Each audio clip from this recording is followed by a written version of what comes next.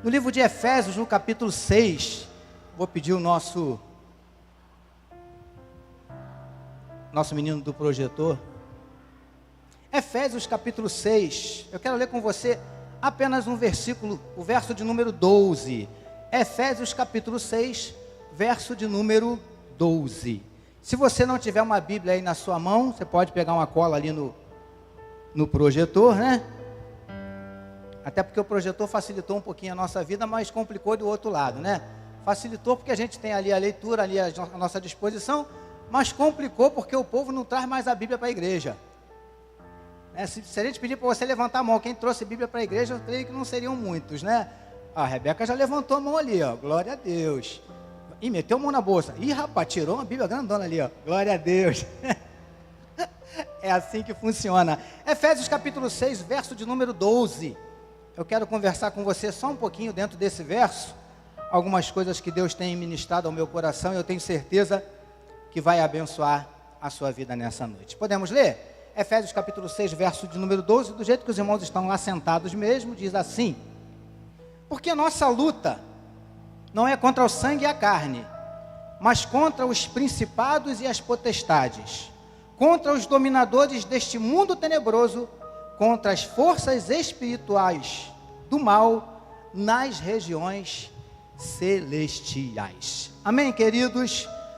Amados, a epístola de Paulo aos Efésios é uma epístola assim especial. Eu particularmente gosto muito, já li algumas vezes, né? E Paulo também tinha um carinho assim muito especial por esse povo ali de Éfeso, por alguns motivos, mas um deles é que na sua terceira viagem missionária, Paulo foi muito bem acolhido, digamos assim, né? Muito bem cuidado por esses irmãos ali em Efésios.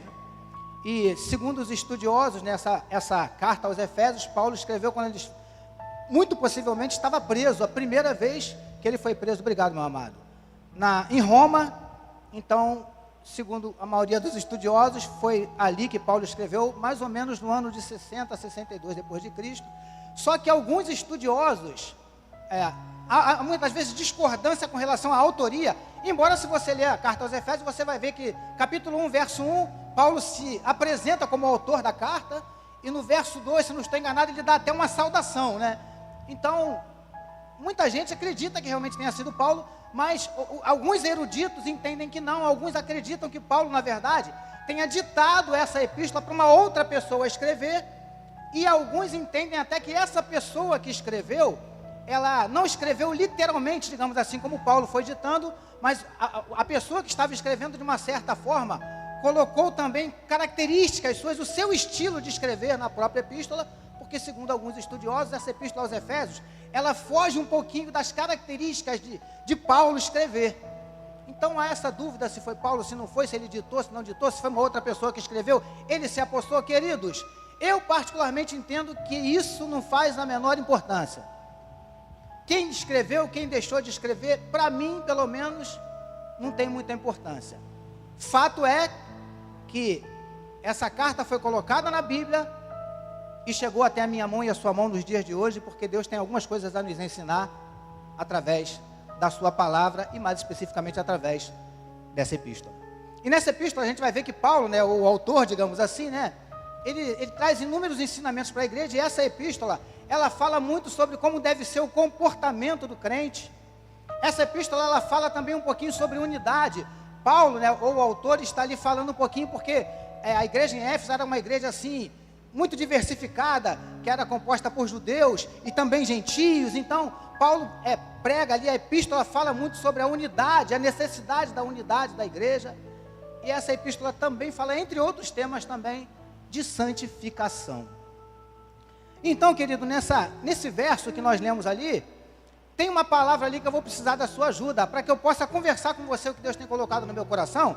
A gente vai precisar alterar uma palavra ali, sem que alteremos o significado ou aquilo que Deus quer nos dizer nessa noite. Porque o verso começa dizendo assim: porque a nossa...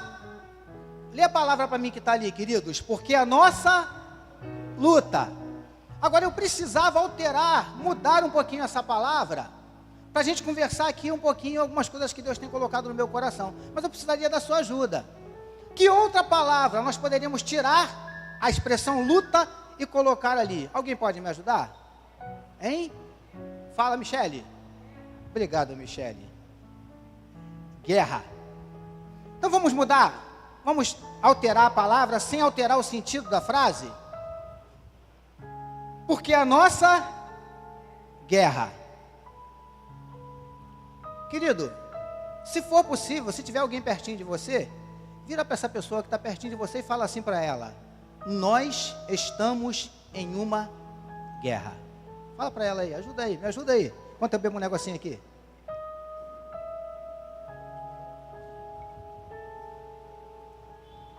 Amém? Você falou? Tiveram alguns que ficaram meio estáticos assim, que a gente é tímido, né? Tem coisa que a gente é muito envergonhado, né? Eu não vi ninguém falar para o Juan, né? Não vi ninguém falar para o Juan. Então eu falo: Juan, nós estamos em uma guerra. Amém? Agora, entre as muitas coisas importantes nesse verso, a primeira delas, eu preciso aprender, você também, porque Paulo diz assim: porque a nossa guerra não é contra sangue nem contra carne. Então eu já aprendo uma coisa aqui inicialmente. Quando ele fala de carne e sangue, ele está falando de quê? Humanidade. Amém, igreja? Até aí?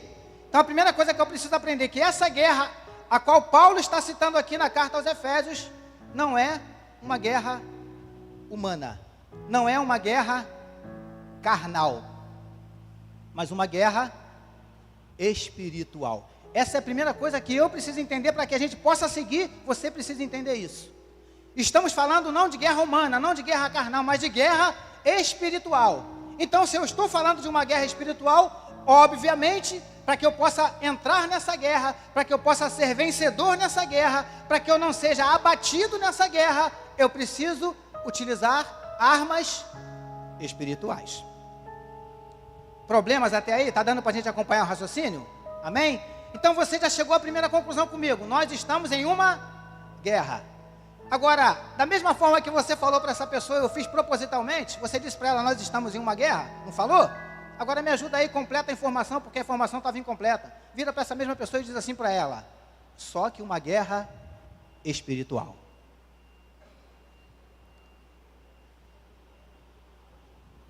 Obrigado, queridos, vocês são um auditório muito participativo. Agora vamos falar um pouquinho dessa guerra, queridos, porque tem algumas coisas que nós precisamos entender. A primeira coisa, por isso que eu fiz questão de pedir você para falar para quem está do seu lado, que nós estamos em uma guerra, e isso não pode ser apenas palavras da boca para fora, isso não pode ser apenas um jargão. Nós precisamos ter a consciência que isso é real. Eu e você precisamos ter essa consciência de que nós estamos de fato numa guerra. Você precisa ter essa consciência. Sabe por quê, queridos? Porque quando estamos em uma guerra, mas não temos consciência disso, sabe o que acontece comigo e com você quando estamos em meio a uma guerra sem saber que estamos? Nós nos tornamos um alvo fácil. Você quer ver uma coisa? Vamos trazer para o nosso dia a dia, que eu sei que você vai entender. Geralmente, quando há uma incursão numa comunidade, numa localidade qualquer, e aí a polícia geralmente entra, né, em combate, né, há um embate, né, entre a polícia e os bandidos, vou usar essa expressão para você entender. Geralmente, quem é que sai ferido nesses embates? Fala para mim. Quem? Os inocentes. Pessoas que não têm absolutamente nada a ver com a história. Sabe por quê, queridos? Porque o policial, quando se prepara para sair para uma incursão, ele tem consciência que ele está saindo para uma guerra. Os bandidos, quando estão lá na determinada localidade deles, sabem que a polícia está chegando, eles têm consciência que eles vão enfrentar uma guerra. Então, tanto um lado quanto o outro sabem que estão em meio a uma guerra, mas geralmente os inocentes não sabem. Quando você sabe que você está numa guerra, o que acontece? Você se protege, sim ou não? O policial entra, ele não entra de qualquer maneira, ele vai procurando, avançando aos pouquinhos, né? Avança um pouquinho, se esconde, se protege, avança mais um pouquinho, e o outro lado da mesma forma, se protege, atira, volta, se protege, porque eles têm consciência de que estão numa guerra. Agora, aqueles inocentes que estão ali no meio, até sabem que estão em meio de uma guerra, mas não fazem parte dela. não estão preparados para enfrentar uma guerra, por isso muitas vezes são os primeiros a serem atingidos. E como a gente acabou de usar aqui a expressão, quem são os primeiros a serem atingidos nestas guerras? Os inocentes, não é assim? Queridos, é por isso que Deus me colocou aqui nessa noite, para que você não saia daqui nessa noite mais inocente. Porque muitas vezes, nessas batalhas que eu acabei de citar aqui para você, muitas vezes a pessoa que é atingido, geralmente há até uma investigação para se saber de onde partiu o tiro, sim ou não? Querido, eu estou aqui nessa noite para que você não saia daqui inocente, para que você não seja de repente atingido sem nem saber de onde veio o tiro.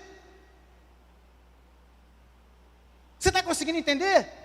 Por isso, queridos e queridas, eu e você precisamos ter consciência de que estamos em meio a uma guerra e de que se nós não nos atentarmos, a qualquer momento, eu e você podemos ser alvejados. A primeira coisa que eu aprendo aqui, eu preciso ter consciência. Agora, queridos, numa guerra humana, humanamente falando, quando você se alista numa das forças armadas, marinha, exército, aeronáutica, você se alistou nessa força armada, vamos dizer assim. Você já faz parte dela agora. Mas isso não quer dizer que necessariamente você esteja numa guerra. Inclusive, há guerras que são até opcionais. Como assim, pastor? Eu vou te explicar. Um exemplo. De repente tem um determinado país próximo ao nosso que está vivendo uma guerra. E eles precisam de auxílio. E aí eles pedem auxílio aos países vizinhos. Aí vou falar do Brasil para você entender. Aí o Brasil vai enviar tropas para auxiliar esse país. E aí, queridos, muitas vezes, alguns soldados são convidados. Até perguntam, vocês querem ir às chamadas missões de paz? E muitos até gostam de ir, queridos, porque dentre outras coisas, a pastor Luiz Almeida estivesse aqui, ia poder falar muito melhor do que eu. Mas como eu conheço o pastor Luiz e tenho parentes militares também, queridos, alguns vão para essas missões, porque, ganha. Eu tenho um primo que foi há pouco tempo atrás, que inclusive é até pastor também, o pastor Luiz Almeida até conhece ele é fuzileiro também. Ele foi há pouco tempo atrás para uma missão, não me lembro aonde. Depois que ele voltou dessa missão, queridos, ele comprou um apartamento, casou, comprou moto, comprou carro, só para você ter uma ideia como é que o negócio é legal, financeiramente falando. Então, muitas vezes você tem a opção de participar ou não dessa guerra, humanamente falando. Agora, deixa eu te dar uma notícia. No reino espiritual não é assim que funciona. No reino espiritual, se alistou no exército de Cristo, meu amado, deixa eu te falar uma coisa, automaticamente você entrou na guerra. E aí você passa a ser ainda mais alvo, porque essa expressão, a minha ou a nossa imagem e semelhança, meu querido, independentemente de qualquer coisa, a semelhante. Então, automaticamente, você se alistou no exército de Cristo, já entrou na guerra. Agora, queridos, tem uma coisa aqui que é muito legal. Nas guerras humanas, a gente está vendo isso aí agora, na guerra da Rússia, né, depois eu lembro o nome do país lá, depois alguém me ajuda, né? Enfim, Ucrânia, né? Aí a gente vê também isso na guerra de Israel, com o pessoal lá do Hezbollah, não, aquele outro grupo lá, que daqui a pouco eu lembro também o nome. A gente vê o quê? Que de vez em quando, mesmo no meio da guerra, há certas negociações, e aí eles conseguem, ainda que curto, mas eles conseguem um período que eles chamam de período de quê? Cessar fogo. Você conhece isso, né? O que é o período de cessar fogo? É uma pausa na guerra. Não quer dizer que a guerra acabou, mas houve uma negociação ali entre ambas as partes, por inúmeros motivos, e houve um cessar-fogo, houve uma interrupção, uma pausa na guerra. Olha para mim, sabe quando é que o meu adversário e o seu adversário dão uma pausa na guerra entre nós e ele? Alguém pode me dizer quando? Nunca. Será que o diabo olha e fala assim, Larissa está dormindo, né? Pô, é covardia atacar ela enquanto ela está dormindo, né? Não vou mexer com ela não, vou deixar ela acordar. Queridos, é assim que o diabo faz? Tadinha dessa criança tão novinha. Ele só tem 12 aninhos, fala do Vitor, né? Muito novinho, tadinho. Não vou fazer nada com ele, não.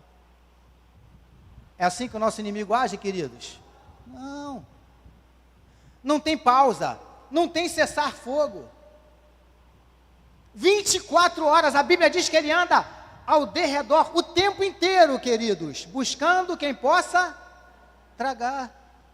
E a Bíblia diz que ele anda rugindo como? A Bíblia é sensacional, né? A Bíblia não diz que ele é um leão. Porque leão, a Bíblia diz que tem um que é leão, que é o leão da tribo de Judá. Esse é leão.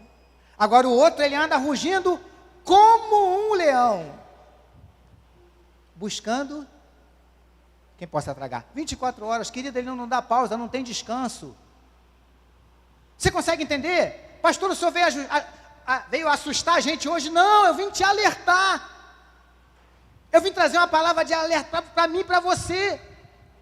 Porque, lamentavelmente, a gente vê tanta gente, queridos, brincando com coisas perigosíssimas, levando a vida com Jesus de qualquer maneira. Querido, cuidado.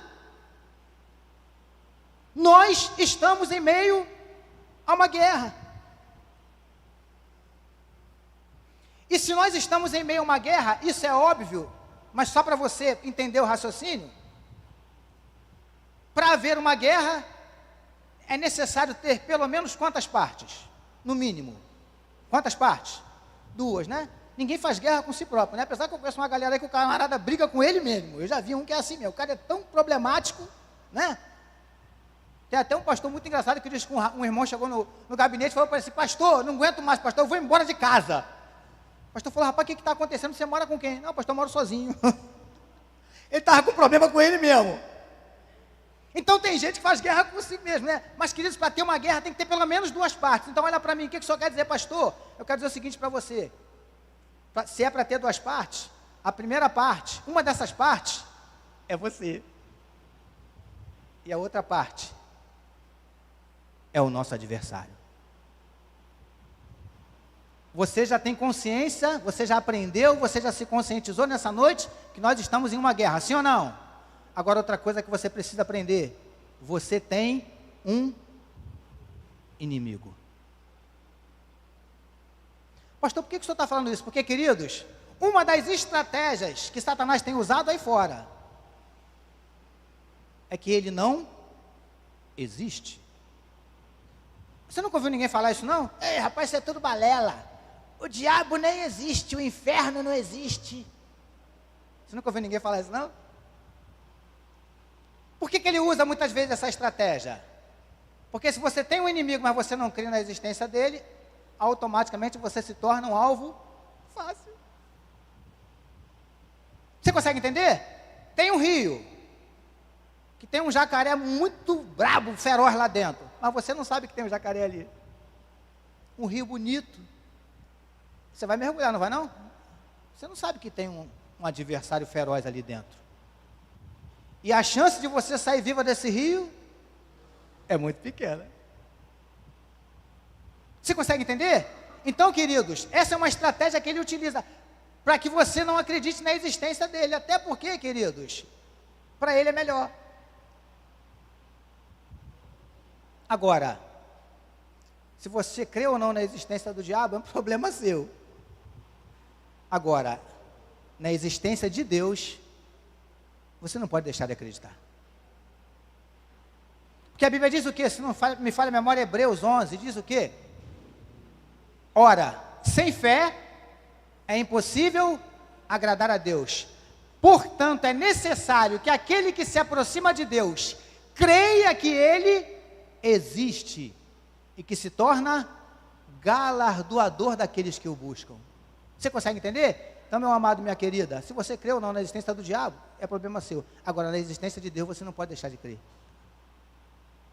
Você consegue entender? É isso que eu aprendo aqui. Temos um adversário. Eu não vou me alongar, mas eu quero falar com você só um pouquinho desse adversário. Você vai falar assim: pastor, mas o senhor está no púlpito, em vez de falar de Jesus, o senhor vai falar do diabo. Queridos, Jesus falou do diabo? Sim ou não? Falou. Jesus falou do inferno? Falou. Então, se Jesus falou, é porque aquele povo precisava ouvir. Eu não estou dizendo que você tem que fazer igual, lamentavelmente, a gente vê em alguns lugares, né? O demônio pega a pessoa e vira um verdadeiro espetáculo, que é tudo que o diabo quer. Tem gente que faz até entrevista com o diabo, né? O demônio. Você está fazendo o que aí? Você está há quanto tempo na vida dessa pessoa? Fazendo o quê? Você entrou por quê? Enfim, faz uma entrevista com o demônio lá. Não estou falando isso. Mas você precisa conhecer o seu inimigo, até para que você saiba como lutar contra ele. Você precisa conhecer as características dele. E esse inimigo tem inúmeras, queridos, mas eu só vou falar de algumas aqui que são importantíssimas. Vou falar de 3 características, todas começando com a letra P. Primeira delas, o nosso inimigo, ele é perspicaz. Alguém pode me ajudar? O que significa essa palavra, perspicaz? Diga, Michele.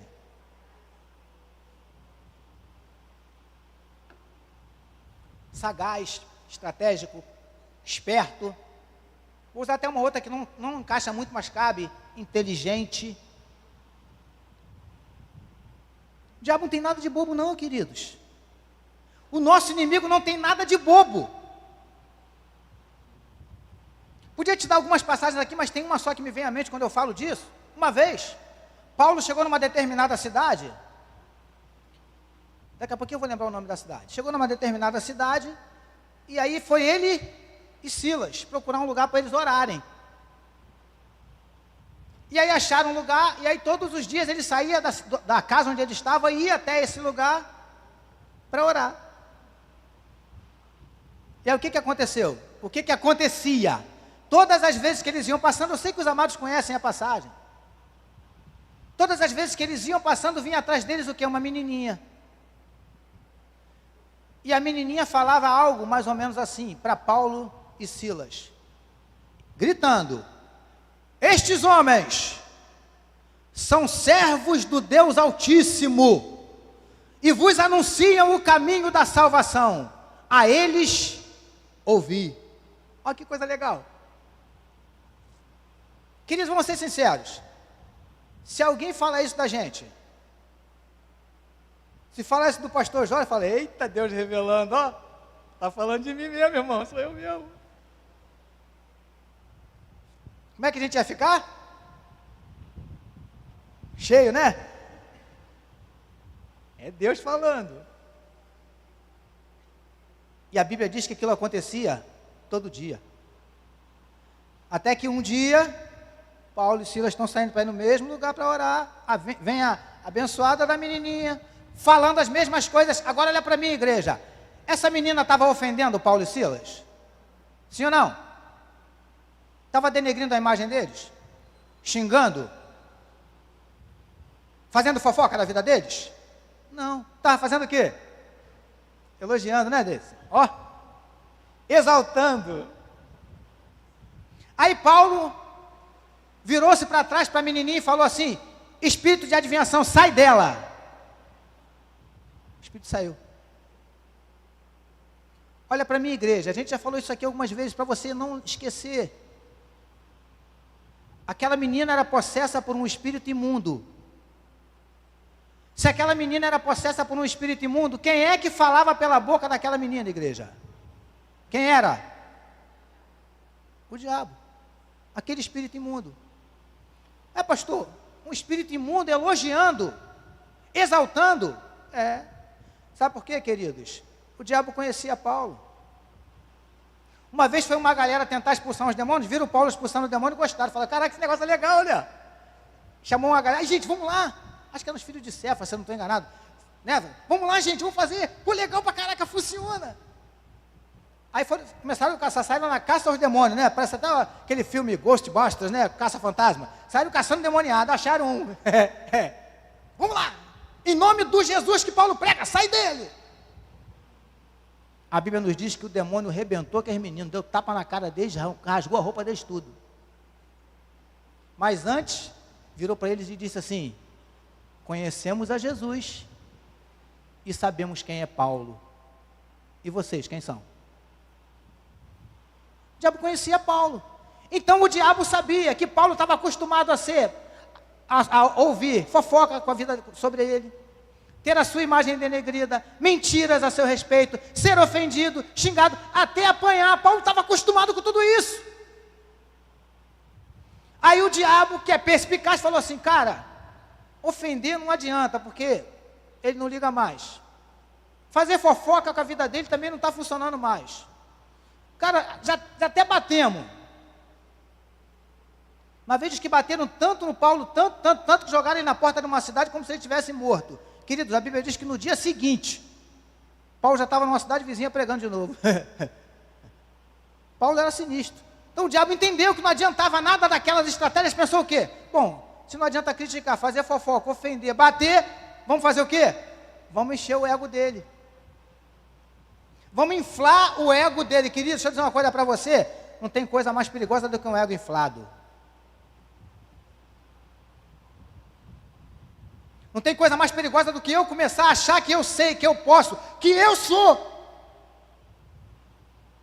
Não, irmão, quando eu prego, o povo todo chora, irmão. Deus opera. Quando tu prega coisa, não é que tu não prega, tu não faz nada. Jesus mesmo disse o quê? Sem mim, nada podeis fazer. Você consegue entender? Ele é perspicaz, mas vamos lá por causa do nosso horário. Uma outra característica. Isso aqui não é heresia não, mas você vai entender. O nosso inimigo, ele é poderoso. Tem uns camaradas aí achando que o diabo pastor, um camundonguinho. Você quer ver uma coisa? Tem um louvor, queridos, que a gente canta, que não é qualquer crente que está preparado para cantar isso não, hein? Você quer que eu cante um pedacinho? Eu fui no terreno do inimigo e eu tomei tudo que me roubou, debaixo do meu pé, Satanás debaixo do meu pé. Quem foi que falou para você que ele está debaixo do teu pé? Vai lá no terreno do inimigo, pegar. Pastor, traz para o dia de hoje, trago. Quero ver um crente aqui e pregar o evangelho lá no centro de Macumba, vai lá.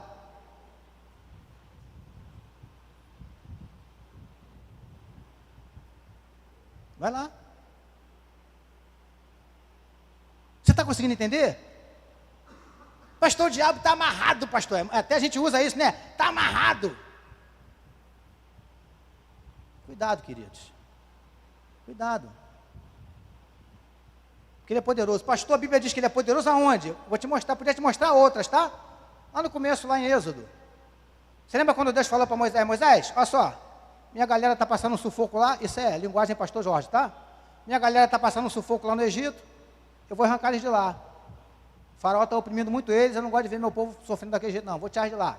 E vai ser tu que vai falar com o faraó. A gente logo se acovarda, né? A gente ora pedindo a Deus, né? Um negócio que Deus dá. Estou me lembrando aqui bem rapidinho, me lembro que eu trabalhei numa empresa, queridos. Eu me converti inclusive lá, foi lá que eu conheci a minha bênção. Comecei a orar para Deus me dar a oportunidade de pregar o evangelho lá dentro. Aí fizemos um culto na casa de uma das funcionárias. Falei, pô, tem cheio de crentes nessa empresa, né? Aí reunimos alguns funcionários, fizemos um culto na casa de uma funcionária lá na Cidade Alta na época. E aí o que acontece, queridos? Um dos diretores, não, um camarada que era fornecedor da empresa que eu trabalhava, que tinha acesso à patroa, a minha patroa, foi no culto. O cara amou o culto, falou, caraca, isso aqui é legal demais. Aí me chamou, ele me chamava de Jorginho. Jorginho, a fulana, que era a dona da empresa, não preciso falar o nome dela, né? Jorginho, dona fulana tem que saber disso, cara. Eu falei, não esquenta a cabeça não, fulana, tá tudo certo. Não, ela tem que saber, isso foi num sábado. Foi sábado, não foi, filha? Num sábado. Queridos, eu até esqueci. Fui trabalhar na segunda-feira, quando eu estou trabalhando lá, daqui a pouco passa ele. Bateu no vidro, que eu trabalhava num setor que tinha um vidro, ele bateu no vidro. Ó, vou falar com ela lá. Queridos, eu tinha até esquecido, eu falei, falar o quê? Ele foi embora, passou. Daqui a pouquinho, que meia hora depois ele volta. Me chamou. Jorginho, chega aí. Eu fui lá e falei, já falei com a patroa aí. Ela falou para você organizar o dia que a gente vai fazer um culto aqui dentro. Irmão, eu era novo convertido, eu tinha pouco tempo no evangelho, irmão. Falei, caraca, como é que faz um negócio desse, cara? Não falei para tu falar nada, não. Não, mas ela já falou que ela quer culto aqui dentro. Eu falei para ela o que aconteceu lá na casa da fulana, ela quer aqui. Falei, Jesus, tem misericórdia. Querido, só para a gente resumir, fizemos um trabalho lá. Quantos anos, filha, tu lembra? Quantos anos a gente fez aqui trabalhar? Uns 3 anos? Por aí, né? Queridos, começamos a fazer culto na empresa. Fizemos aproximadamente 3 anos de culto lá. Ganhamos muitas almas para Jesus lá dentro. Lá dentro da empresa. É que a gente, às vezes, Deus chama, né? A gente fica assim, Moisés fez a mesma coisa. Aí Deus falou, Moisés, é você. Vai lá que é você que vai tirar. Aí Moisés falou que, Senhor, como é que esse povo vai saber que o Senhor que me mandou? Aí Deus falou assim, Moisés, olha só, para você não ter problema, vou te dar uns poderes aí para tu fazer um negócio na frente deles lá, que ele vai saber que sou eu. E assim foi, né? Aí a Bíblia diz que, entre outras coisas, teve uma vez que Moisés, né, foi o último dos sinais, porque a Bíblia diz, queridos, que todos, é isso que eu quero que você entenda, os sinais que Moisés fazia, que Deus dava capacidade a ele para fazer, o que os magos de Faraó faziam? Mesma coisa. Os magos de Faraó eram magos de Deus, queridos? Sim ou não? Não. Aí acho que o último sinal, se eu não estou enganado, foi quando Moisés pegou o cajado dele, jogou no chão, se transformou numa cobra, não foi isso? Aí os magos do Faraó, queridos, fizeram a mesma coisa. Os caras jogavam a madeira no chão, se transformavam, só que teve uma diferença. Deus falou assim, agora eu vou mostrar quem sou eu. A cobra que Moisés jogou no chão, papou a cobra dos magos, acabou ali a gracinha, né? Mas o diabo também operou sinais iguais.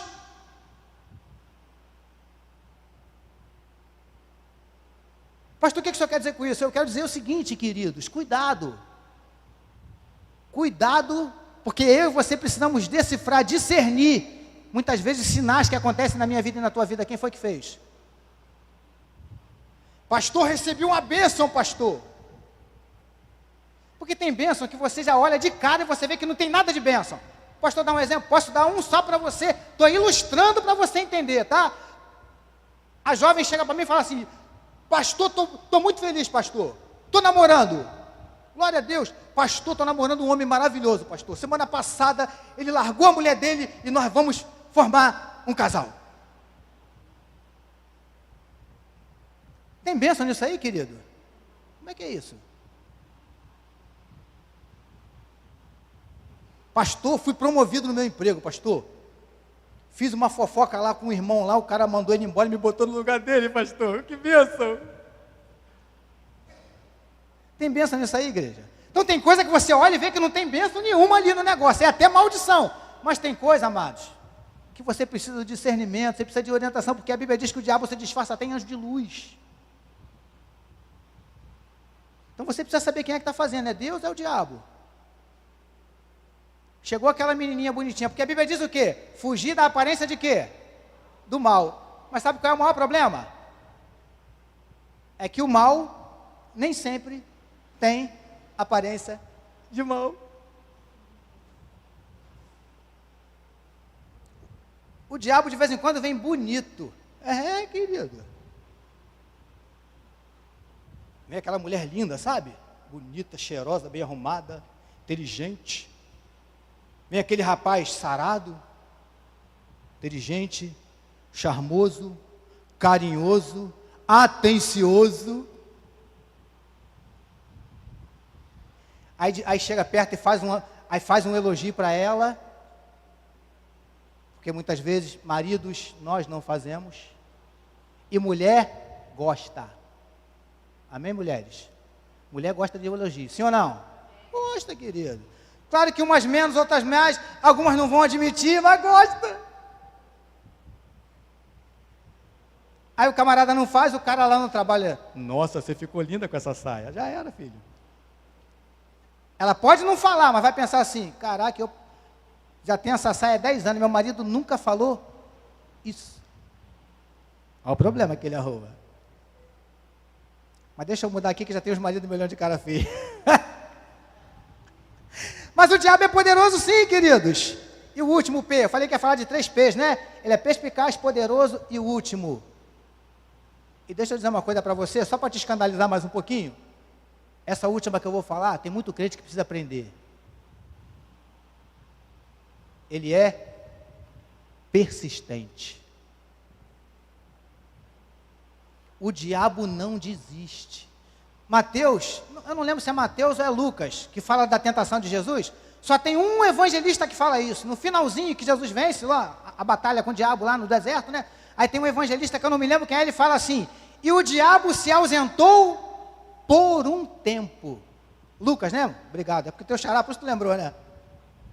E o diabo se ausentou por um tempo. O que isso quer dizer, igreja? Se ele foi por um tempo, quer dizer que ele logo vai fazer o quê? Vai voltar. Porque ele não desiste. Você lembra de Dalila? No ouvidinho de Sansão. Fala o segredo da tua força, fala o segredo, querido. E quando a mulher começa no ouvido, meu filho, só misericórdia. E Dalila ficou ali, ó, até conseguir. Enquanto ela não conseguiu, enquanto Sansão não revelou para ela o segredo da força dele, ela não descansou. Persistência, querido. O diabo não desiste. E olha só que coisa interessante, eu já falei isso aqui algumas vezes. A Bíblia diz que o diabo já está derrotado, porque ele é derrotado, para ele não tem mais solução, ele sabe disso. Sim ou não, igreja? Ele já está derrotado. Agora olha para mim, um camarada que já está derrotado não desiste. E a Bíblia diz que eu e você, a Bíblia não diz nem que nós somos vencedores. A Bíblia diz que nós somos mais do que vencedores. E quantos crentes você vê aí pelo meio do caminho, desistindo? Ah, pastor, já orei tanto, pastor, desisti. Ué? Como é que é isso? O mais que vencedor, jogando a toalha. O camarada que já está derrotado, não desiste. Você consegue entender isso?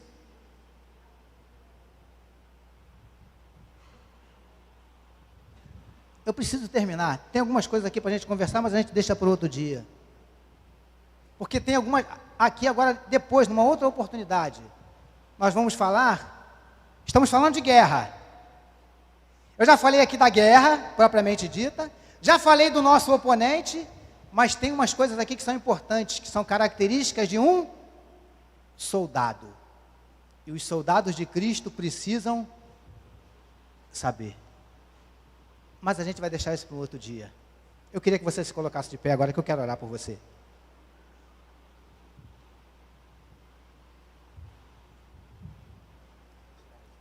Já são 8h38.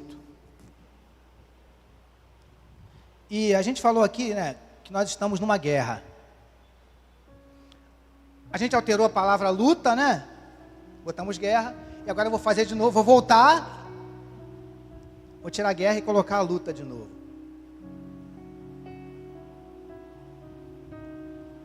Você que nessa noite está enfrentando uma grande luta. Pastor, em quê? Não sei. Na sua saúde. Uma luta na tua casa com um familiar seu. Uma luta no teu trabalho. De repente com um chefe, um supervisor, um colega de trabalho. Uma luta na tua vida acadêmica.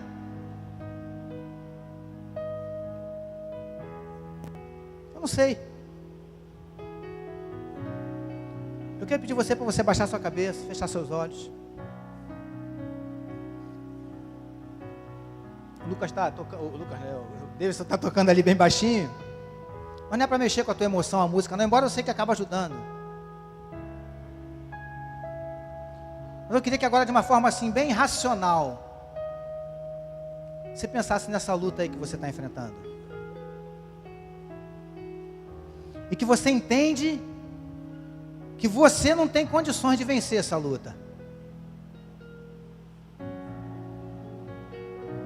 Eu já passei por situações na minha vida, queridos, que eu olho para trás e eu falo assim: Senhor, como é que eu consegui?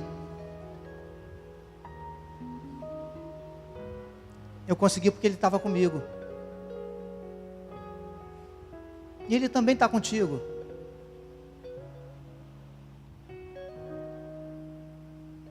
E eu vim aqui nessa noite para falar da guerra, para te conscientizar que nós estamos numa guerra, para te conscientizar que nós temos um inimigo que não tem nada de bobo, que é perspicaz, que é poderoso, que é persistente. Mas eu também vim aqui para dizer para você que o apóstolo Paulo diz o seguinte: porém, em todas essas coisas, nós somos mais do que vencedores. Eu vim trazer uma palavra de alerta, mas também uma palavra de bênção. Está entendendo, Juan? Você não veio aqui hoje convidado pelo Lucas, não, Juan. Você veio aqui hoje porque Deus trouxe você aqui. Eu não sei de nada da sua vida, não. O Lucas não me falou nada, não, tá?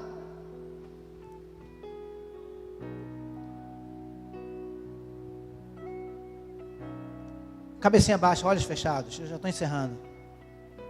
Mas você que está enfrentando uma luta, não estou falando assim, vou usar essa expressão só para você entender, tá? Estou falando daquela lutinha, não, sabe? Aquelas lutinhas que a gente enfrenta sempre, sabe? Estou falando de uma luta que você sabe, que você fala: Senhor, eu preciso desse negócio, eu preciso do Senhor, que senão vai dar ruim. Se o Senhor não entrar comigo nesse negócio aí, vai complicar. Você que está vivendo essa situação, todos estão de cabecinha baixa e olhos fechados. Eu só queria que você fizesse um sinal com a sua mão, que você levantasse a sua mão assim, ó. Pastor, eu preciso. É comigo, pastor. Você já venceu. Deus chamou Josué. Antes de Josué conquistar Jericó, as muralhas ainda estavam de pé, os valentes ainda estavam lá dentro. Deus chamou Josué e disse assim: Josué, entreguei. O verbo está no passado. Josué, entreguei na tua mão Jericó, seus reis e seus valentes. Mas pastor, Josué ainda não tinha conquistado. Por que Deus disse no passado? Porque a vitória que você pensa que ainda vai conquistar, Deus já te vê vencedor nela. Você não vai vencer, você já venceu. Saia daqui nessa noite tomando posse. Não estou brincando com a tua emoção não, queridos. Eu tenho muito cuidado com isso. Mas estou falando para você, como o Lucas orou por mim aqui, falando para você o que Deus ministrou no meu coração. E eu te abençoo nessa noite com vitória nessa luta. Esse inimigo que está se levantando contra a tua vida, ele vai cair por terra. Essa situação que tem tirado o teu sono, a tua paz, vai cair por terra, porque Jesus já entrou com providência. Aleluia. Mantenha seus olhos fechados, sua cabecinha baixa. Continue com as suas mãos erguidas, que eu quero te abençoar. Senhor, em nome de Jesus. Aleluia. Eu trouxe essa palavra para os teus filhos não para assustar ninguém, sairmos daqui neuróticos, com medo. Nada disso, Senhor. Apenas para que andemos sim um pouco mais vigilantes. Porque essa guerra, Senhor, nós já vencemos. Mas não porque somos fortes, não porque somos capazes, não porque somos altamente habilidosos nos combates. Não é nada disso, Senhor. É apenas porque o Senhor está conosco. E Tu és general de guerra que nunca perdeu uma batalha, Senhor. E é por isso que nós temos a certeza absoluta que somos mais do que vencedores por meio daquele que nos amou. Por isso te louvamos nessa noite e já te agradecemos pela bênção e pela vitória no nome santo do Senhor Jesus. Amém, queridos? Agora faz assim com a sua mão, que eu quero te abençoar. Logo depois eles vão cantar o pós-lúdio, nós vamos encerrar. Que o amor de Deus, o nosso Pai, que a graça salvadora do Filho e que as doces consolações do Espírito Santo de Deus seja sobre todo o povo de Deus, seja sobre todos aqueles que são mais do que vencedores, desde agora e para todo sempre. E todo o povo de Deus receba e diga...